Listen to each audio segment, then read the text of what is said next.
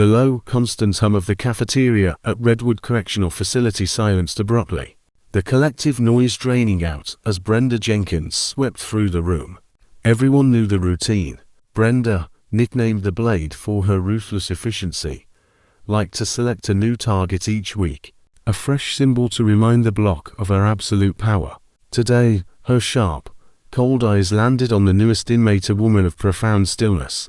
She had no friends, spoke no words, just maintained an unsettling, deep calm. To still, Brenda, a mountain of aggression and bad choices, dragged a heavy stainless steel trash can across the polished concrete floor. The grating sound a deliberate tear in the sudden silence. She stopped at the quiet woman's table. Brenda leaned in, her face contorted in a sneering smile that showed too much gum. "Welcome to my table, darling." Then, the climax of her cruel performance, she flipped the entire contents of the bin over the woman's untouched tray. Rotten fruit, coffee dregs, and food scraps showered the table and the woman's lap. Laughter, brittle and forced, exploded across the hall, driven by the fear Brenda instilled. The quiet inmate, Evelyn Vance, did not flinch. She sat there, immobile, a portrait of composure amid the filth. Then, with the agonizing slowness of a ticking bomb, she raised her eyes. They were not the eyes of a terrified victim seeking mercy. They were eyes that methodically assessed and recorded, measuring and cataloging every face in the room, seemingly deciding, not if she would react, but who would be the first to pay. For the first time in months, Brenda felt a cold prickle of genuine unease and took an involuntary half-step back. Something primal deep in her gut told her she had not merely picked a random target, she had picked the wrong woman. In less than 24 hours, everyone in that cafeteria would learn precisely why. The reinforced concrete walls of Redwood Correctional Facility had witnessed a century of desperate acts, but nothing like the quiet storm about to break. Most women who crossed the threshold arrived broken by life, desperate for control, or burning with impotent rage. Evelyn Vance walked through those double steel gates with something far more dangerous: absolute, unwavering self-possession. Eve was 34. Her skin a rich tone that seemed to absorb the fluorescent prison light rather than reflect it. Her movements were always measured, always deliberate, betraying the training of someone who calculated every outcome before initiating a single action. The corrections officer processing her intake barely afforded her a second glance. Another woman busted on a petty drug trafficking charge. Another statistic swallowed by the system. But had that officer truly possessed the insight to look past the file, he might have noticed the anomaly. The way Eve's eyes systematically scanned every camera position and potential exit without the slightest movement of her head. The way her breathing remained perfectly slow and controlled, despite being in the heart of one of the state's most notorious women's prisons. The way her shackled hands rested relaxed at her sides, poised, waiting. Before those steel gates defined her presence, Eve had been many things: a brilliant but troubled daughter who vanished at 15, a ghost who learned to survive in clandestine international safe houses, and most recently, a highly trained, specialized operative who worked in the deep shadows for elite, anonymous clients who required certain sensitive problems to simply disappear quietly and completely. Now, she was inmate 410. And her mandated 18 months would be spent navigating Cell Block D, a world that loudly proclaimed its mastery of violence. Cell Block D was a fiefdom governed by terror, and everyone deferred to the reigning monarch. Brenda the Blade Jenkins was nearly 6 feet tall, with a massive, intimidating presence, her pale arms thickly covered in faded ink that served as a timeline of every brutal victory. She was 4 years into a sentence for aggravated assault, but her true daily crime was the systematic psychological and physical dismantling of anyone she judged to be weak or undeserving. Brenda's followers, known simply as the Blades, moved through the block like a cohesive predator, sniffing out weakness. They determined who ate in peace, who was protected from predation, and who starved. The overworked, underpaid guards largely tolerated Brenda's reign, as her violence effectively kept the general population in a state of compliance, inadvertently making their jobs easier. Eve's first 2 weeks were a masterclass in controlled anonymity. She maintained a strict routine, spoke only when addressed, kept her small collection of property in military order, and observed everything without giving the appearance of watching anything at all. She compiled an unconscious database of the guards' rotations, the minute-long camera blind spots near the stairwells, and, most crucially, the predictable, arrogant patterns of Brenda's movements and moods. Her cellmate, a perpetually anxious woman named Sarah, who was counting down her final 100 days, found Eve unsettling. "You're not like the others," Sarah confided one evening after the lights dimmed. "Most newcomers are either shaking from fear or try to go loud and tough right away. You just seem like you're waiting for something specific."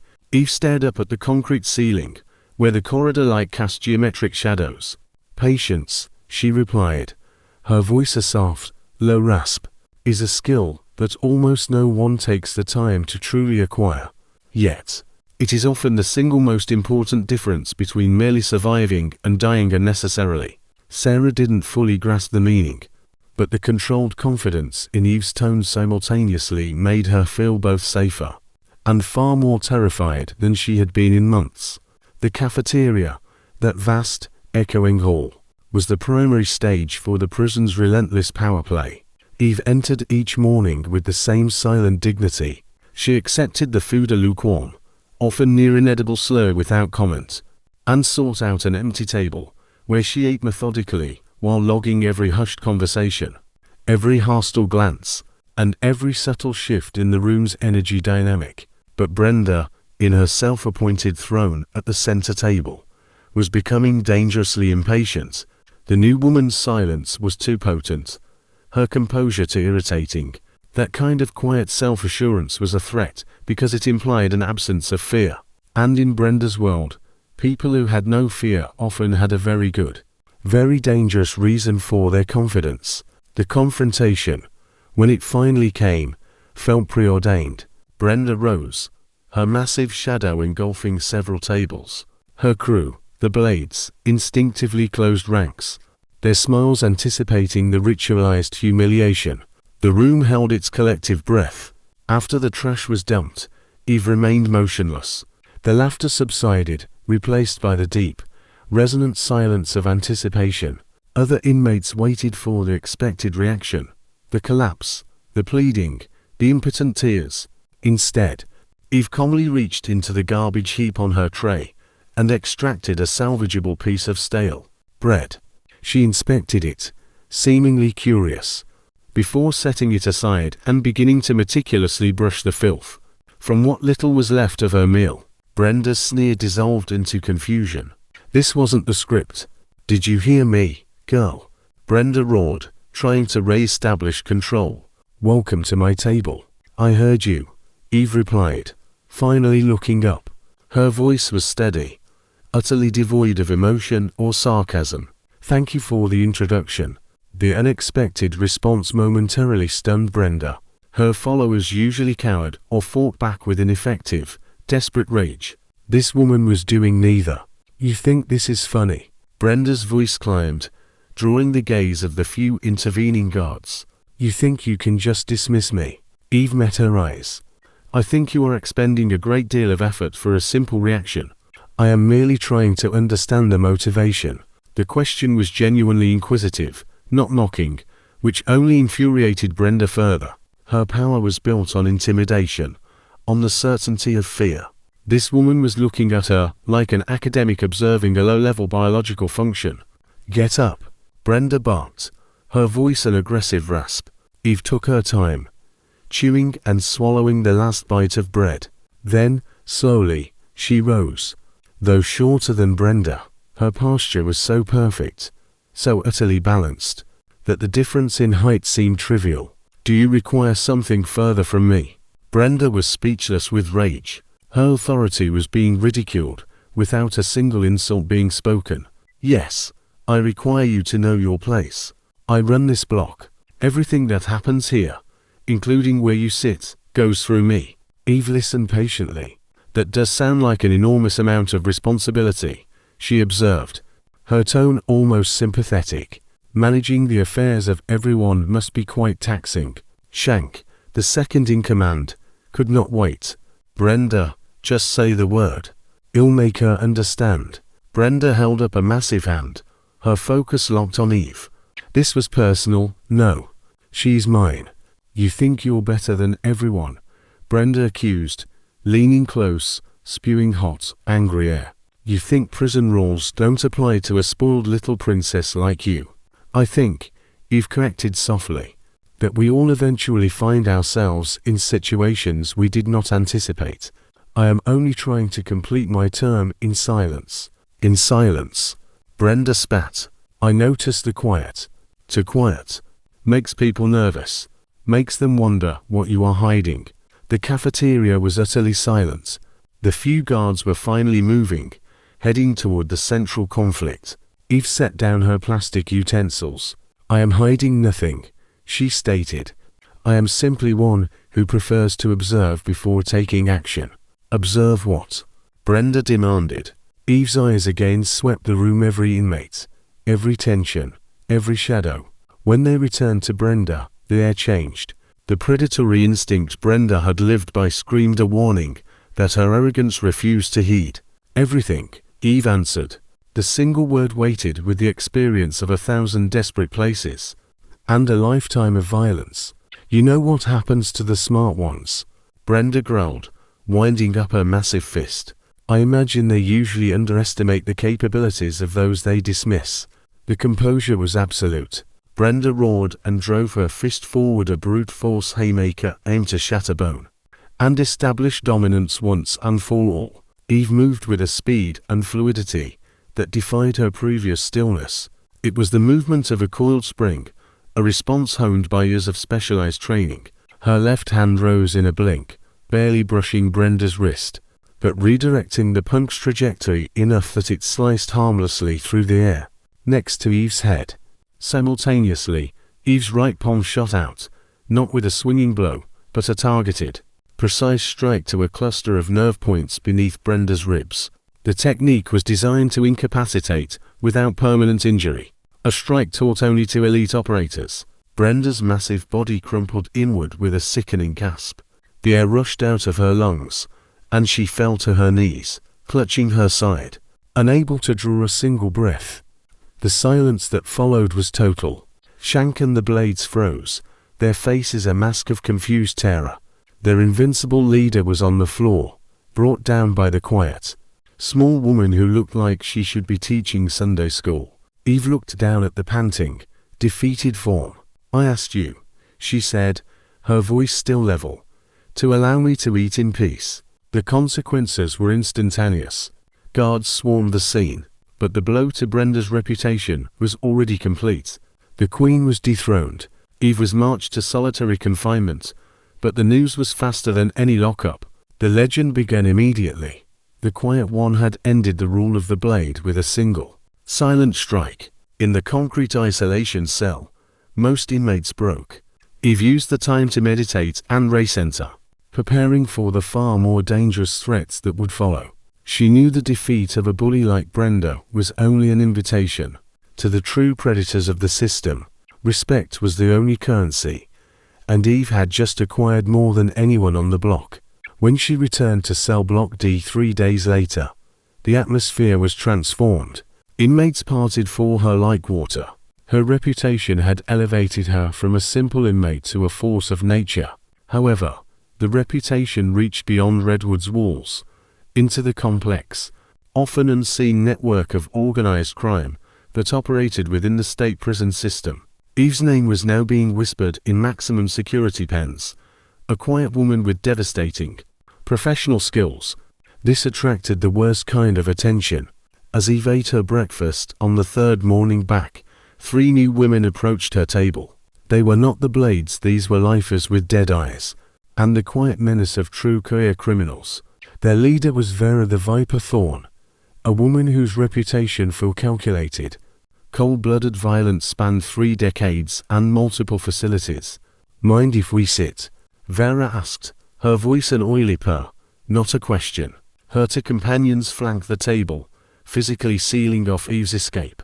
Eve met her gaze. "The cafeteria belongs to everyone. Join me." Vera smiled, a cold, terrifying flash. "Polite. We heard about your unfortunate incident with Brenda. Very impressive work."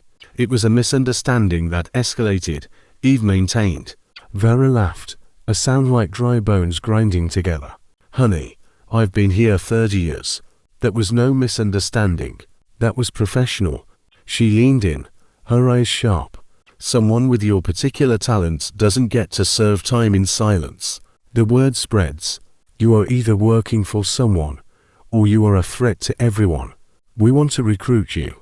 There are certain high-level problems, rivals, witnesses in certain facilities that need to disappear. Problems that require your talent. Eve understood. She was being offered a job as an assassin. "I am no longer interested in that kind of work," Eve said firmly. "No longer." Vera's eyes gleamed. "So you admit to a past?" "Everyone has one," Eve said carefully. "Mine is finished." "Sweetheart, the past never finishes here," Vera countered. "It's the only thing that matters." One of Vera's companions, a heavily scarred woman, added, "We know your file, Evelyn Vance. Trafficking in a minimum security facility for 18 months. It's too simple. It looks like someone put you here for a reason." Eve's internal alarm bells went off. She had been compromised. "I believe this conversation is concluded," Eve said, pushing her chair back slightly. Vera's hand shot out and clamped onto Eve's wrist with surprising speed and strength. "Sit down. We are not finished talking." The contact was an error. Eve's body responded instantly. Her free hand moved, not in a brute fight, but in a surgical strike to a nerve cluster in Vera's forearm. The grip immediately failed, but Vera was not Brenda. Even as her right hand went numb, her left was already pulling a shiver, razor-sharp piece of metal from her sleeve. The blade flashed toward Eve's throat with lethal intent. Eve moved with a speed that defied human perception, her body flowing away from the blade's trajectory. The steel missed her throat by a hair's breadth. Her counter was instant and brutal. Her elbow smashed down onto Vera's wrist, shattering the bone with an audible crack that echoed through the hole. The shiv clattered away. Before Vera could scream, Eve's left hand struck 3 pressure points on her neck in rapid succession. Vera's eyes rolled back, her body spasming as her nervous system overloaded, and she collapsed, face first, onto the table. The entire lethal exchange lasted less than 2 seconds. Vera's 2 companions immediately attacked. The first swung a heavy, weighted sock. Eve ducked and executed a low sweep, sending the woman sprawling into a metal table with a crash. The second, a faster, more composed fighter, circled Eve, a razor blade gleaming between her fingers. "You're fast," the woman hissed, her eyes dead. "But speed only lasts so long. Eventually, you sleep." "Not today," Eve said, completely calm. The woman lunged. Eve sidestepped the razor, grasped the woman's wrist, and twisted it, forcing her to drop the blade. Eve's knee slammed into the attacker's solar plexus, lifting her off the ground, and a final palm strike to the back of the neck rendered her unconscious before she hit the floor. The cafeteria descended into chaos. Inmates screamed and scrambled. Guards rushed in, fully armored. Eve stood in the center of the debris, her uniform untouched, her breathing perfectly regulated, surrounded by 3 of the most dangerous women in the state, all unconscious. When Sergeant Miller and his tactical squad reached her, Eve offered no resistance. She had simply eliminated the threats. She was marched away to the most secure solitary block. But the message had been sent, not just to Redwood, but to every corner of the criminal underworld that touched the prison system. Evelyn Vance had proven that she was not just an inmate, she was a self-contained weapon.